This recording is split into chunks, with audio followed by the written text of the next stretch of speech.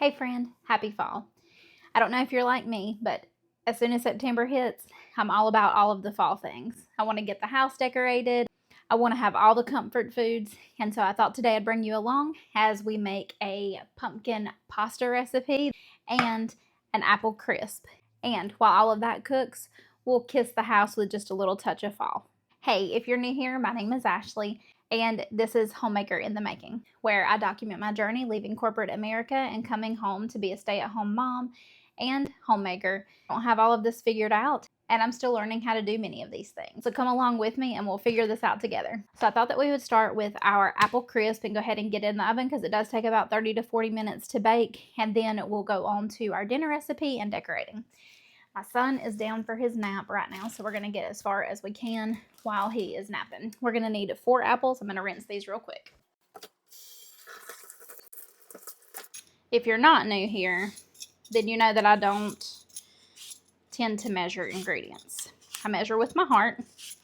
And so to save you guys some sanity, I figured that I would go on to ChatGPT and type in what I typically use for ingredients for an apple crisp and what would be the proper amount for each ingredient if you're going to do this serving size for 4 people. I do tend to try to make this fresh when we make it, and so I don't make a huge entire batch. You can if you want to. You would just need to increase the amount of the ingredients for the amount of people that you have. I asked ChatGPT for a serving size for 4, so you would just want to multiply that up to be the amount of ingredients for what you would want to use. I think apple crisp is pretty common.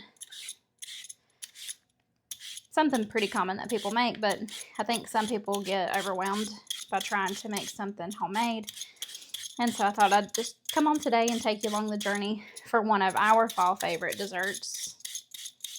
And it's really good even in the morning for breakfast. Just going to cut your apple off the core. I don't have an apple core. I don't like keeping all of those kitchen gadgets, to be honest with you. I just try to use a knife for the majority of the things that I need. I cut a good majority of the peel off of the apples, but I don't mind for some of the peel to be on the tops. To me, it gives a really nice chewy texture, but if you don't like that, you can definitely take the peel off of the entire apple. Okay, now we're just going to cut these into some thin slices. And I'm going to go ahead and be putting them into a casserole dish. I'm just using a small casserole dish because this is just for my husband and my son and me tonight, and probably tomorrow for breakfast. And I'm just doing thin little slices. Like I said, I don't typically measure really anything unless I'm like baking a cake that has to have specific ingredients. I like to just get creative in the kitchen, and so I would tend to just throw some sugar and some cinnamon on these apples and call it a day. But I didn't want to drive you guys crazy, and so I opted to ask ChatGPT what amount of ingredients we would need for each one. And so I'll go by the ingredients that it says, unless I feel like it needs a little extra cinnamon or sugar when I look at it. Typically, there's a fall war, and it's between the pumpkin or the apple. Desserts, coffees, all of the things, even decorations. So leave me a comment down below because I think it'd be interesting to see. Are you team pumpkin or are you team apple? I would have to say that I'm probably right in the middle for both. I love pumpkin, but I honestly love it in more savory dishes, which is what we're going to be doing today with the pumpkin pasta. I also like pumpkin soups. I do love pumpkin rolls and desserts. My grandmother makes one that is absolutely delicious. That is pumpkin squares. Absolutely delicious. It's our family favorite. So here's all of our apples. But I'm going to say that honestly I like more apple things for desserts. And then I go more pumpkin for savory other than her pumpkin squares. But let me know again what you like to down below. Apples versus pumpkins. And when I decorate my home, I do decorate with pumpkins, but I may have to switch that up once we get the coffee bar done, and we might have to decorate it up with some apples in here too. Okay, so per ChatGPT's recommendations for what I typically use, it says a tablespoon of lemon juice. Now I have a lemon here that I cut earlier, and the reason that you're using this is just to keep your apples bright and from turning dark brown. I'm just going to squeeze this half of a lemon, should be about a tablespoon, over top of my apples.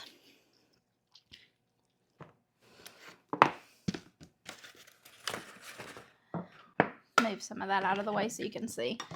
All right, so there is our lemon juice. Now we're going to use a 1/4 cup of granulated sugar.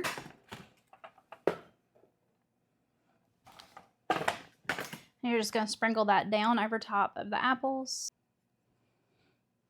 Okay. And then we're also going to need a 1/2 teaspoon of cinnamon.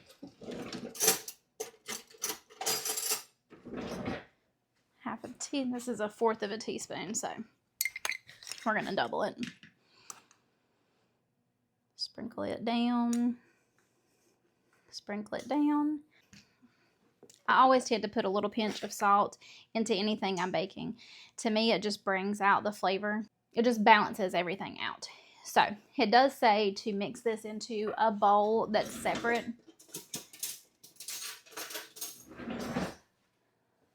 But your girl doesn't like dirty and extra dishes.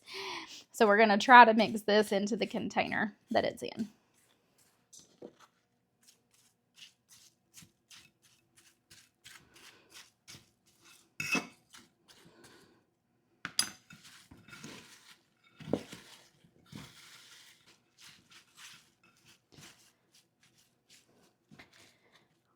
Typically, I use Honeycrisp apples. They're my absolute favorite. And what brought all this on was we went to the apple orchard this weekend. We always go in August because I go to get the Honeycrisp apples. But because we live in North Carolina and because it was hit so hard with Hurricane Helene last year, there wasn't as many apples this year as there tend to be. So when I got there to get my Honeycrisp apples, they were already sold out for the year. So what I ended up getting was Sunset apple, I believe is what this one is called. And they said it does mimic the flavor of a Honeycrisp pretty well. It's got that tangy tart. And then I also got another apple, which I haven't opened yet, but they're down here on the right. They are actually a hybrid of a Honeycrisp and a Fuji together. And so I figured I'd try both of them since we missed the Honeycrisp this year. So there's our apples. Simple as that.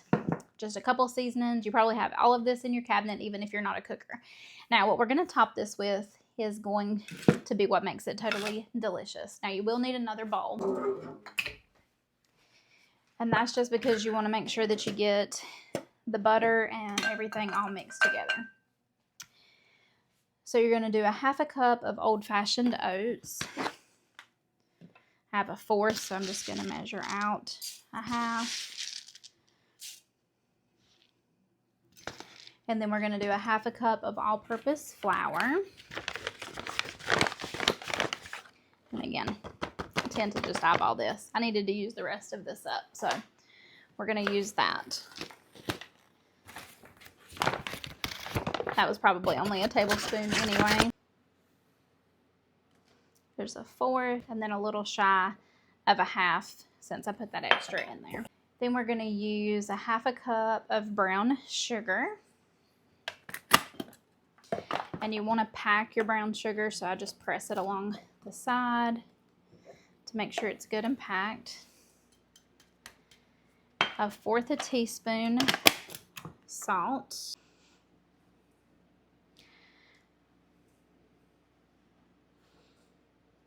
Pretty much the equivalent of 3 pinches. I didn't want to get cinnamon down in my salt. 1/2 teaspoon of a cinnamon. 1, 2. Again, I have a 1/4 of a teaspoon out.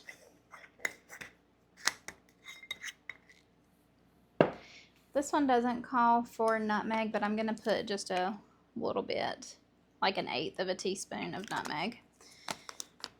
Okay, now we're gonna do 1/4 cup stick butter unsalted. Now, it says to cube this up and then press it all together. I'm gonna show you guys a secret.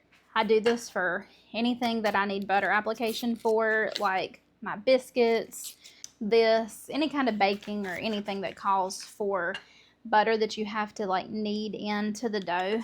I just shred it with my cheese grater. It's going to put it into smaller little sections than if you cube it the way that the ingredients tell you to do. And to me, it just makes it faster and easier. Okay, so it says 1/4 cup. Probably did just a smidge extra. I mean, anything that's got butter and sugar, I don't think you can go wrong. I don't really feel like you can mess up the ingredients by eyeballing it.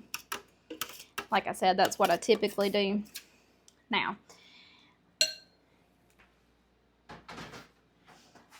the way that I do this so that you don't mash your butter back down and form a ball that's hard to distribute, take your flour and your sugar and your ingredients and you want to dust it across the top of your butter. And by doing that, it's going to keep your butter into those nice little ribbons that you just made. Break up our brown sugar. And then you just want to fold it over and continue to shake the powders over top of your butter to keep them broke up. And so you still have those nice little flakes that's in there. Now you can mix it in a lot easier. You don't even really have to do anything other than that. And what you're going to do is just sprinkle this down over top of our apples.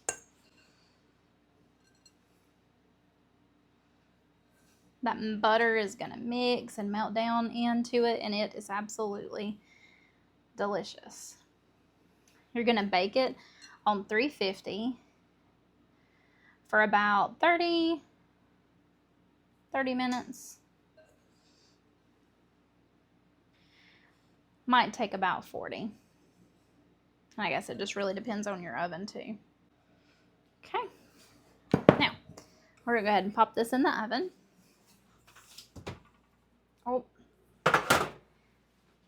is anybody else like me and leaves their cast irons in their oven so that when you go to put something in the oven, you have to move a cast iron pan?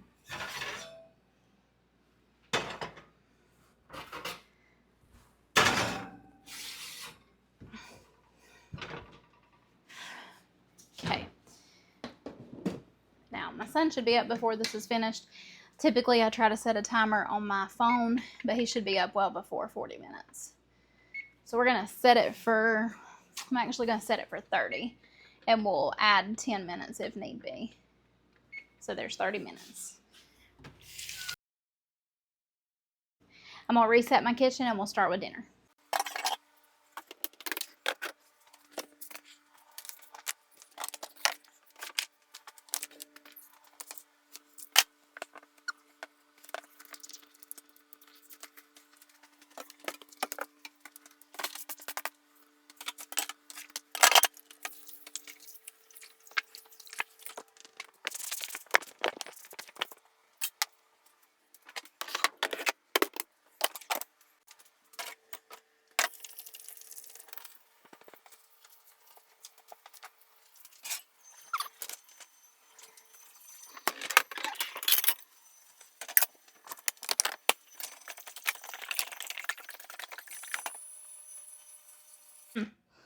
These Somerset are really, really good.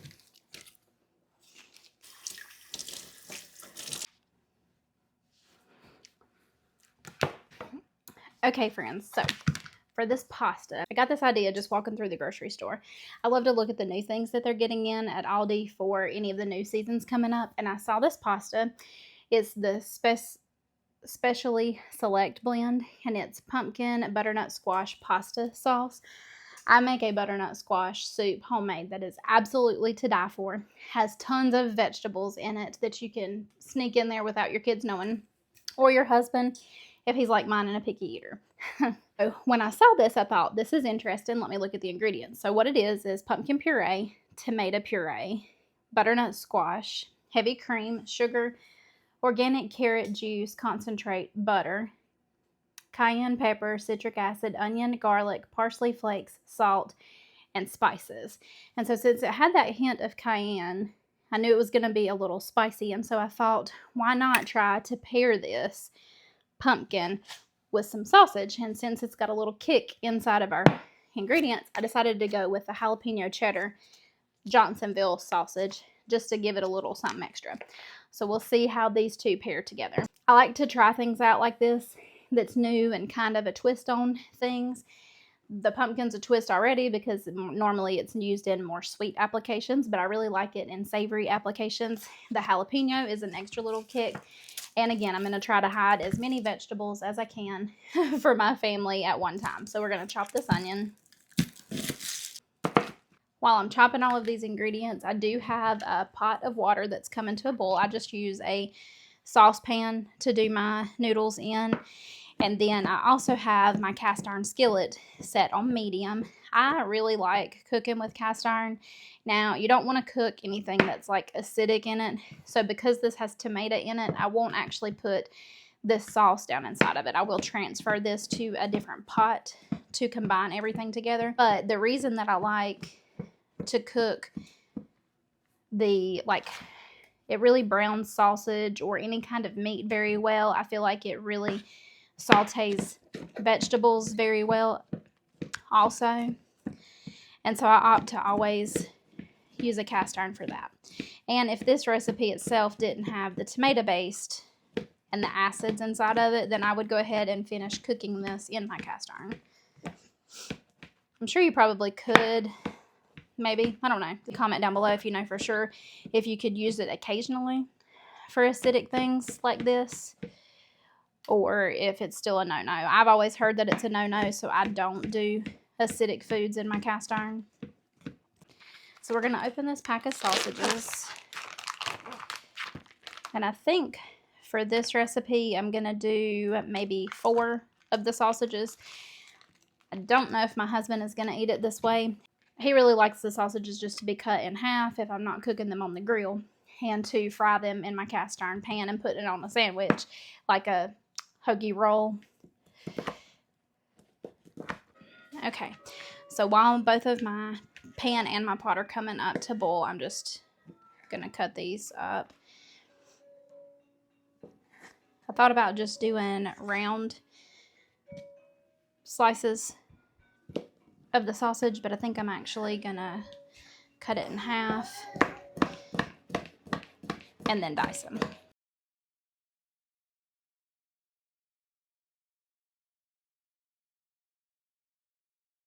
Okay, friends, now that my cast iron's good and hot, I'm going to put a little bit of oil in there. We're going to go in with some oil. I'm going to start with my sausages just to let them begin browning. I really like to get a good char on whatever meat I'm using.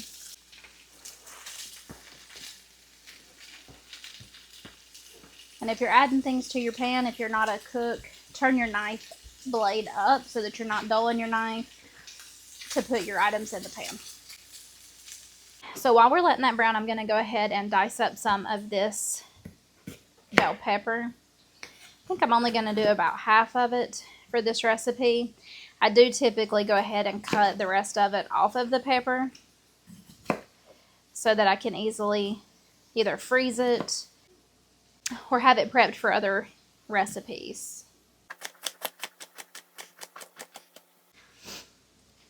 I'm just doing small little slices of the bell pepper.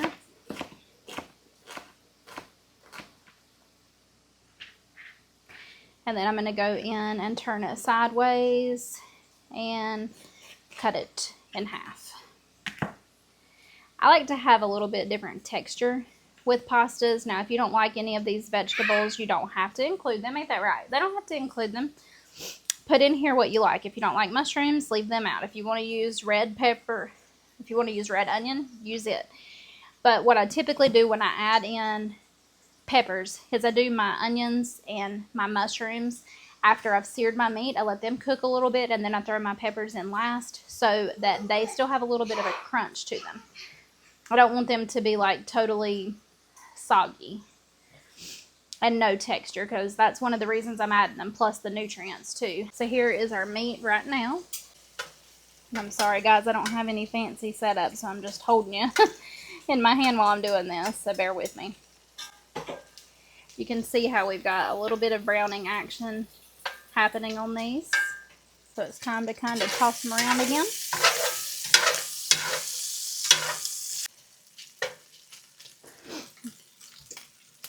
Now you can see that we're starting to get a good crisp on some of these. So we're just going to keep cooking them, and we'll keep stirring them a little bit longer.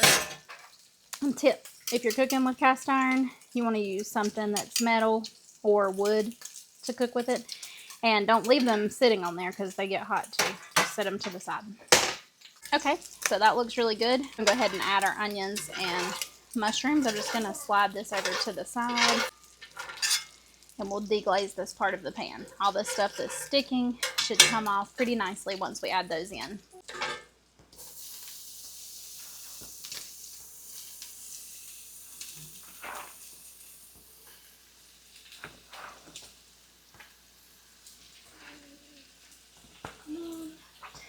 If my son wasn't awake, I'd be able to just scoop these straight into the pan off of my mat, but he's here, and so now I'm trying to keep him out of frame.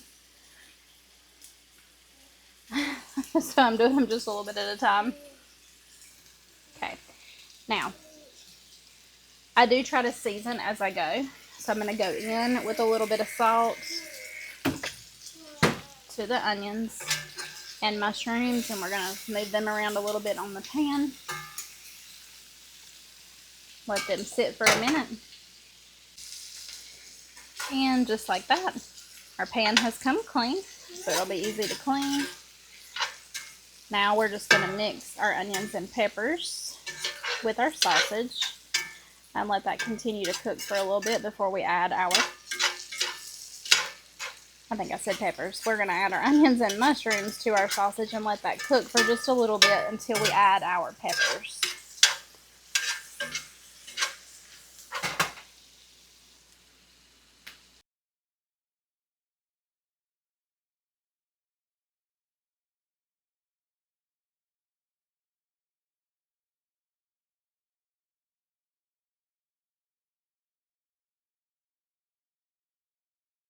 Now, the sauce that you buy at Aldi already has a ton of seasoning, so you could literally just add that to some pasta and eat it and call it a day, especially if you went with like a ravioli that has cheese in it or something.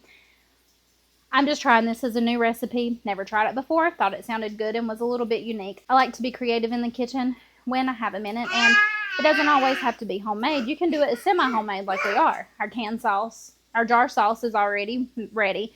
We're just zhuzhing it up a little bit. So I'm going to add in some garlic, and I'll probably also do some garlic powder and onion powder just for a little bit more depth to the recipe. So I just have this small grater that I use. I don't think this is technically what you're supposed to use this for, but it works really great. I think they have one that's a little bit finer that's actually made for this, but I use it because it's what I have. And I always do my garlic last in applications like this so that I'm not burning my garlic and giving it a bad flavor.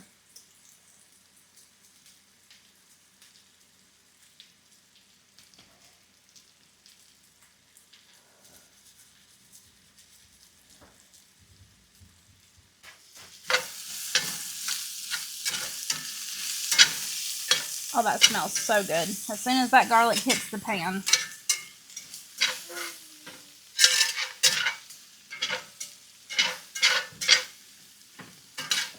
So you just want to toast it for a couple minutes because you don't want to, you just want to saute it for a couple minutes because you don't want to burn your garlic.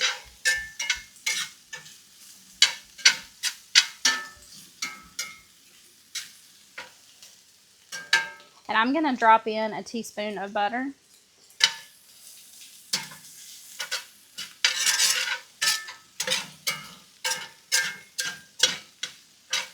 It is a fall cozy dish after all.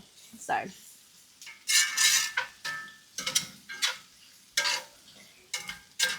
I use grass-fed butter, the Irish grass-fed butter. But you use what you like or have on hand.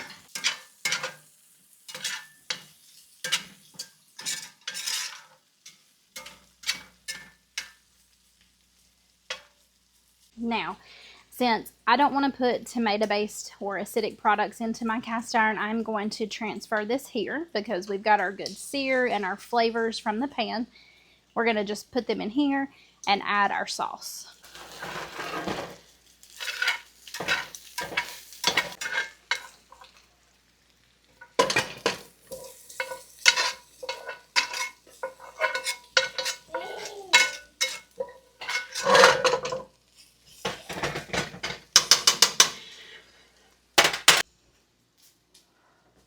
Here is the sauce that I bought from Aldi, pumpkin and butternut squash. So there's our sauce. I'm gonna add a little bit of water to my jar to get the rest of this out.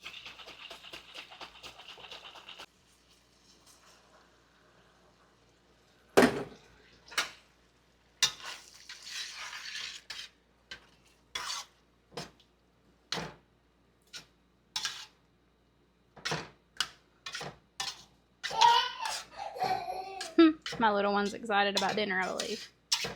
And dessert, probably. He loves apples. Okay, so here is our sausage pasta mixture.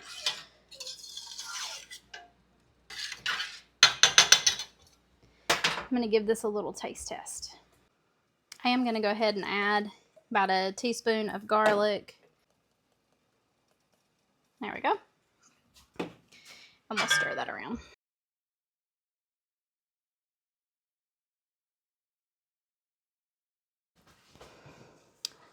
Our water's boiling. We're going to add our pasta noodles because they only take a few minutes. The ones that I like are these Protein Plus Angel Hair Barilla. I really like the texture, and so they only take 4 to 6 minutes. So I always opt to get my pasta sauce ready, and then I add my noodles last.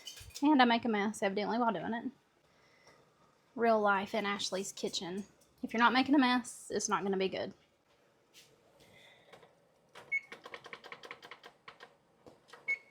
I always set a timer for my pasta so that I don't overcook it, but I tend to check it around 4 minutes because I just want it al dente. You don't want it mushy. Okay, so I'm frying my husband a couple of those sausages just to be able to use up that whole pack, but our noodles are now done. Our sauce is ready. I tasted it. It is absolutely delicious. I always taste it before I add all my final ingredients so that I make sure that all the flavors are good. So I'm just going to take my noodles and add them straight to my pasta. Again, I'm having to use one of my hands. My gimbal decided that it wasn't going to cooperate. So I like to add my pasta straight to my sauces, whether it's traditional spaghetti sauce or one that's untraditional like this, because while the pasta is hot, it's going to soak up all of those flavors from our sauce. So now I'm just going to stir this around.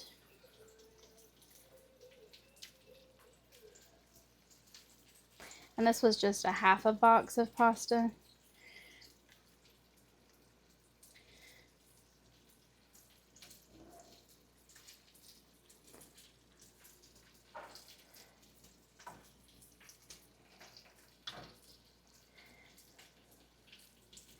Once I get it kind of incorporated like that, I do take some of my pasta water. I'd say maybe about like a half a cup or so, and add to my noodles and sauce. And you're going to let this cook for a few minutes. It gives you more of like a silky texture because of the starches in the water. Keeps it from drying out. It just brings everything together really nicely. Friends, dinner is ready, and I am super excited to taste all of these flavor components together. My little man is pointing at the island like he is ready for dinner himself. Yeah, I got your dinner, bud.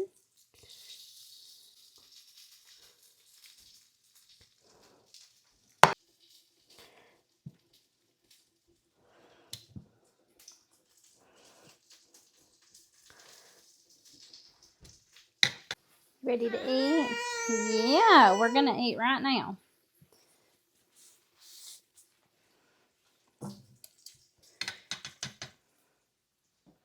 We're gonna eat right baby now.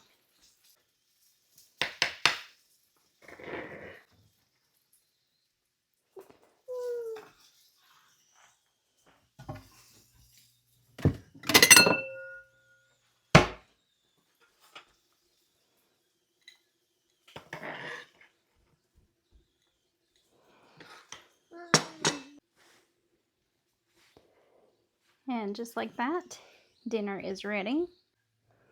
Here is our pasta. Untraditional pumpkin pasta and sausage and a little bite of our apple crisp. Want a bite? You want a bite? I'm gonna try what Mama made today. Okay, so I'll give you guys a taste test, a little bit of everything. So I've got a swirl. I got a swirl of pasta. There is an onion in there. I'm gonna grab a mushroom, a piece of sausage, and a bell pepper.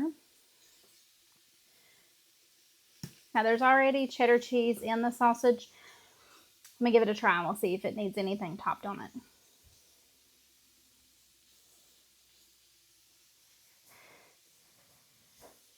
Dear Lord, thank you for this food and for this day.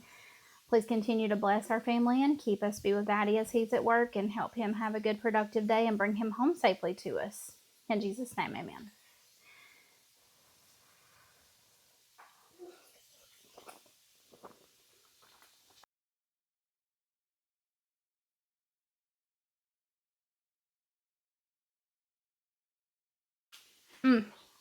That is delicious. I honestly don't think that it needs anything else. The cheddar cheese already being inside of the jalapeno. Inside the jalapeno sausage sets those flavors off. If you wanted to top it with the cheese, I personally think I wouldn't go with a traditional Italian cheese. I think because it's a jalapeno flavored and spicy sauce, I might actually would add pepper jack cheese. I think it's absolutely delicious just as is. Want a bite?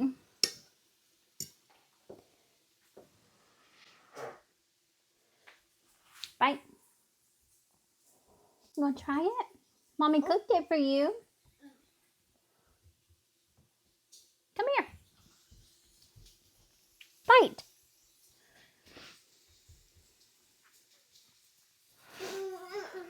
You like these sausages?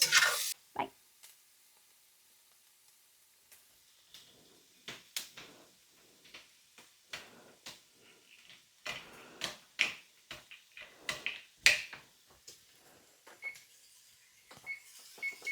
What do you think? You like it? I think we have a thumbs up from the 1-year-old committee. And he's quite the food critic. Come here.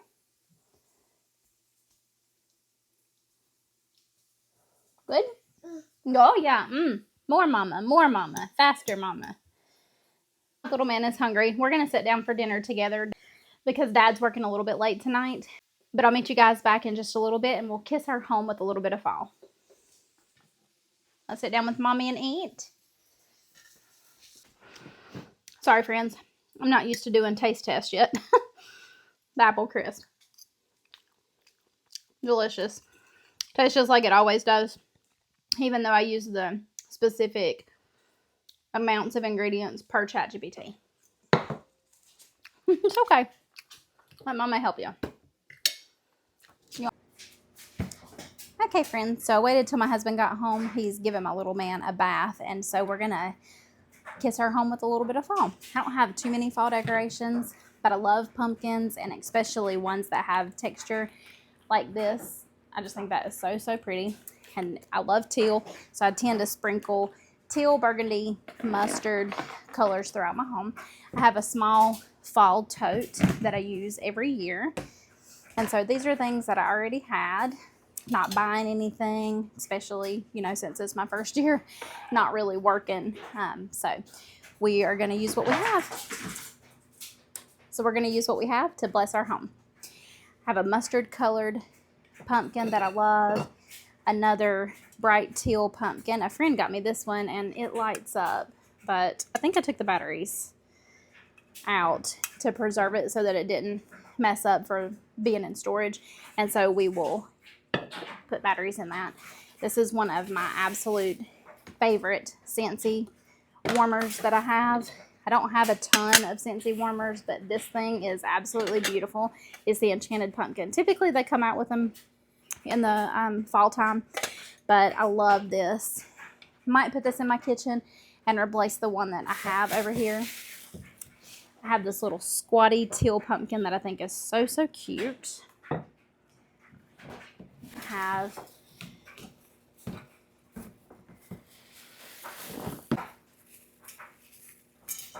have a metal one.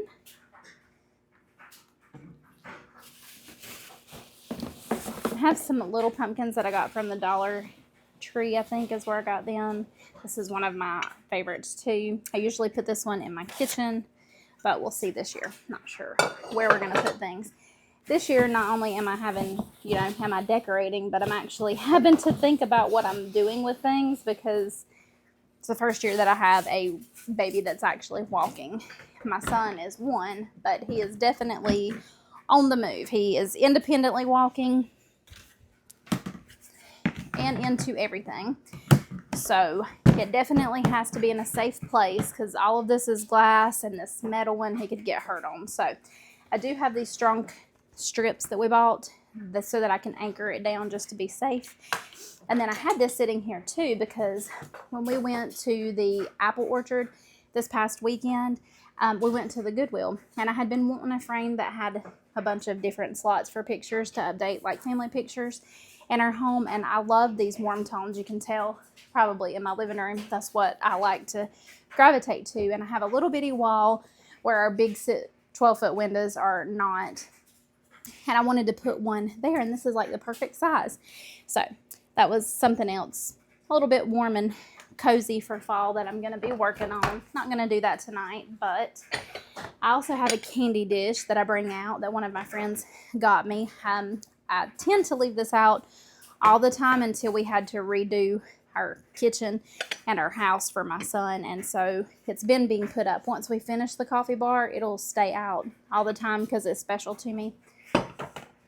I love that color. And then I have a mustard colored frame that I used to leave out all the time, and I had put it up in the garage for some reason and forgot that I had it. So might try to find a place for it. The back broke, so I might have to super glue it on. But we'll get started with what we have. There's just a few items to kiss our little home. I do think I might put this one in my kitchen.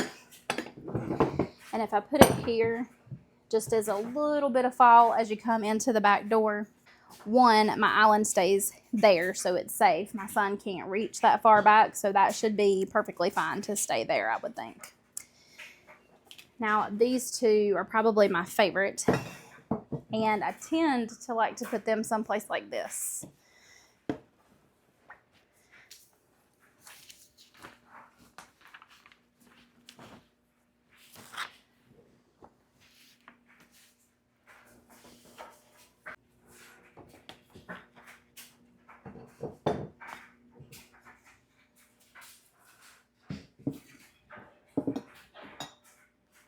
These little things say that they're removable and durable, and that they're not supposed to damage your furniture. So we're going to give them a shot. The ones that I got are super strong Fix Bear. I don't know if I will ever quit being surprised at how little I'm able to get done now. You're supposed to just have to put a dot on the object. What I thought was going to put be it able there to first, be make done sure it's decorating while adhered, it was cooking, definitely had to and wait then until my husband peel came home. But we were still able to get it off. mostly done. It did, and it does say to make sure that both day. surfaces are clean. It's all and fall dry. and cozy now in our house.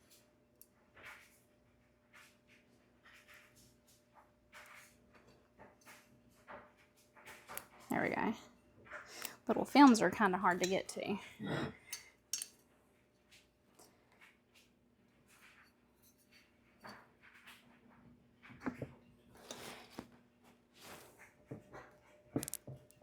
I think I might need 2 on that one. I should have probably put a second one down.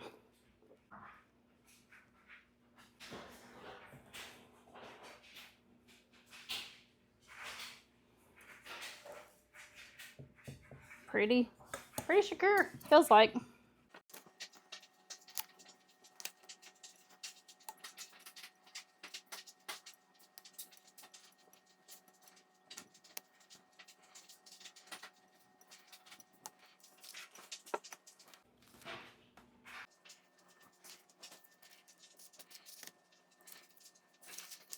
I think I am gonna go ahead and put a little bit of adhesive onto this pumpkin just to make sure.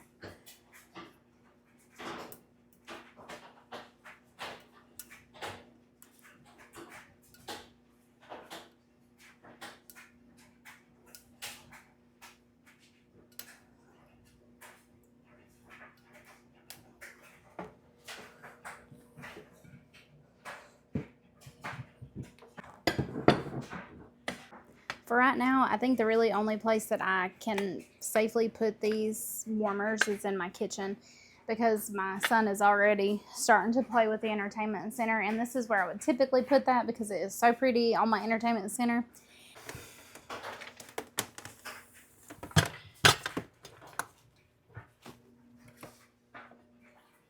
This one, love the texture on this. This one is safe. It's wood. If he got a hold of it, it's not going to hurt him. So I do think I'll put this one in the living room.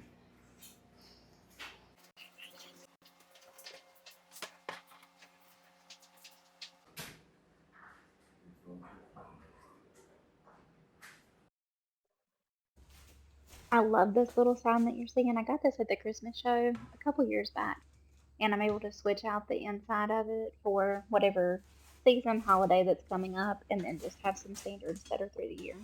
But I really, really like it.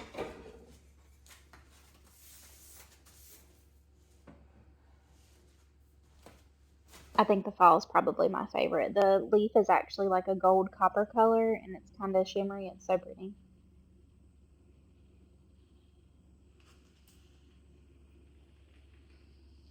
Trying to get an angle where you could see the pretty textures of the flowers on that pumpkin. A lot of my decor that's out is just naturally fall colors because that's the colors I tend to gravitate to. So that's my bouquet again from our wedding. My mom made it in a little clutch, and I just leave it out all the time because I love it so much. But it just complements the home nicely. Normally I go all out with fall decorations and Christmas, but I just went very simple this year because I didn't know what my son was going to be getting into and not getting into. I usually put up a tree for fall and have some flowers and lights in it, but I didn't even decide to do that this year because, again, just trying to keep it simple and less that I'm trying to get him to stay out of. This little arrangement took me a while. I thought, why not try to use the pumpkins that I had from the Dollar Tree and see if I could make them work? And so I played around with this forever until I found something that I liked and would actually work with the stick arrangements that I was going to put in it.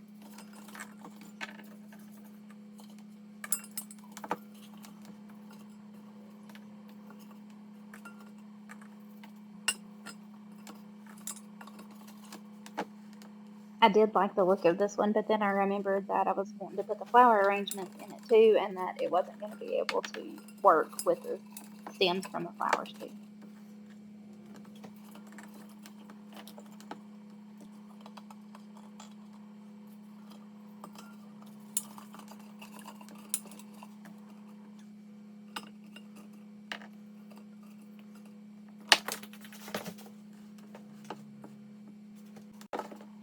Again, I'm just using things that I have on hand. I would have probably bought some new flowers, but these are from my wedding as well. They were on the aisles in the church pews, and I keep them, and I usually have them in a big, tall, beautiful vase with sticks that light up, but my son's reaching for everything, and I was afraid that that would pull down on top of him and hurt him. So I grabbed those stems out and used them here.